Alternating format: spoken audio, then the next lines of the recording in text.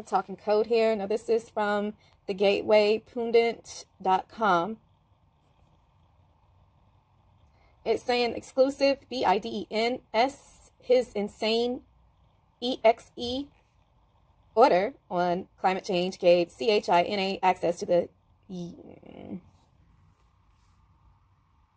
our grid. Suddenly there's an energy crisis in TEXAS. Is there any relationship? Article was by Joe Hoft, published February 19th. On his first day in office, he signed the EXE order, the EO that led to the TEXANs literally freezing to death this past week. He claimed his actions were to protect the climate, but they helped CHINA and made America less secure. Guys, stage is more than set, huh? Here's an article from Breitbart.com. Stephen Moore says that our climate change policies erase U.S. energy independence, lock down trillions in natural resources. Look at this, guys. Look at what Amazon is trying to do. They're trying to build a modern-day Tower of Babel, just like the biblical one. Looks eerily just alike. The last one didn't work out too well, did it? What do you think will become of this one? Supposedly in HQ2. Amazon's plan HQ2. Terrible. Exclusive. Now, this is the gatewaypundit.com. Exclusive. Biden's insane executive order on climate change gave China access to the U.S. grid. Suddenly, there's an energy crisis in Texas. Any relationship?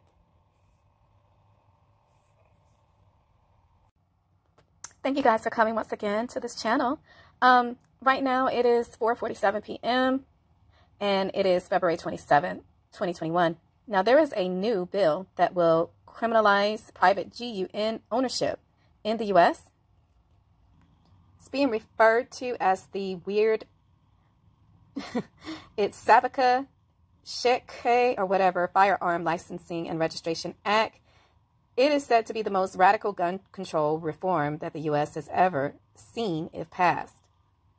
Now, the bill is named in memory of this Pakistani foreign exchange student that died in a school shooting in 2018. And I will probably attach this link. You can find the actual bill in the link.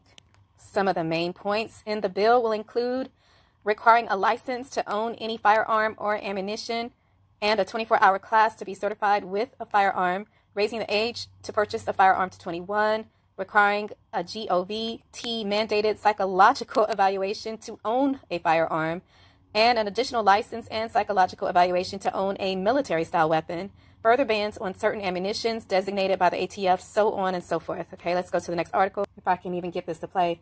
It's saying that there's evidence, growing evidence, that the CAPITOL attack was pre-planned. I know, Holy Spirit Father, y'all told me that when it was going on. Yeah, so with the TRUMP, impeachment premise, sorry. So, I don't know if I can even load this video. Changes in your diet. I'll go ahead and just attach this link, guys. I really don't want to read this and get flagged. I already got a strike warning. Now look at this. If you don't know, I mean, you might know, but exposing the ELECTION fraud and the theft of the U.S. by enemies, foreign and domestic. I'll attach this link as well. I really don't want to get flagged. Supposedly absolute proof right here. Proof, to show what's out there. Why are these deviations that happened on election night? He's saying that he has been attacked by exposing this. None of it made any sense. So I'll attach the link, guys. Guys, I'm going to be switching to Rumble and Gab TV, probably more than likely, to upload videos that are too sensitive in nature for YouTube. And remember a while back, the prophetic word, that it's going to get even more real on the YT YouTube. Now, Bill Gates, I hate to say the name, okay, I don't want them to flag it, but he says that rich nations should shift entirely to synthetic beef. Take a look here. In his new book, How to Avoid Climate Disaster, BG lays out what it will really take to eliminate the greenhouse gas emissions driving climate change. Now, Gates stresses in this book that innovation will make it cheaper and more politically feasible for every nation to cut or prevent emissions. He also answers some of the criticisms that his climate prescriptions have been overly focused on energy miracles at the expense of aggressive government policies. The closing chapters of the book lay out long lists of ways that nations could accelerate the shift, including high carbon prices, clean electricity standards, and clean fuel standards, and far more funding for research and development. Gates calls for governments to quintuple their annual investments in clean tech, which would add up to $35 billion in the U.S. He describes himself as an optimist, but it's constrained type of optimism. He dedicates an entire chapter to describing just how hard a problem climate change is to address. Now, this article goes on to say that Gates states, "We barely begun. We fundamentally don't have replacements that completely eliminate the highly potent emissions from burping livestock and fertilizer."